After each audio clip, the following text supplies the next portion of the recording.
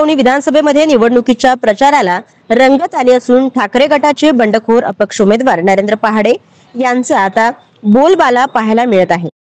कडून उत्स्फूर्त असा प्रतिसाद मिळत आहे. तर एकीकडे पाहिले तर भंडारा पवनी विधानसभा ही महायुतीकडून काँग्रेस तर महायुतीकडून शिंदे गटाला सुटलेली असताना पहाडे यांनी बंडखोरी करत उमेदवारी अर्ज दाखल केल्यानंतर प्रचार जोर पकडू लागला आहे. तर काँग्रेसमधील माजी जिल्हाध्यक्ष प्रेमसागर गणवीर यांनी सुद्धा बंडखोरी करत नाना पटोले करून अपक्ष उमेदवारी अर्ज सादर करून त्यांची सुद्धा भंडारा पवनी विधानसभा क्षेत्रामध्ये प्रचारासाठी पकडला आहे.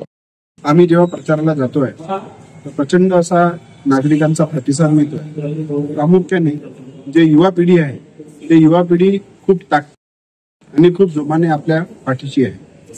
कारण युवकांना माहिती आहे की नरेंद्र पहाडे यांनी युवकांसाठी काय केलेलं आहे. त्यांच्यासाठी रोजगाराचा प्रश्न असो, शेतकऱ्यांना माहिती आहे की बा नरेंद्र पहाडे काही कोणत्याही पदावर नसताना, राजकीय काही अस्तित्व नसताना त्यांनी जे लोकांसाठी केलेले काम आहे हे लोकांना माहिती आहे.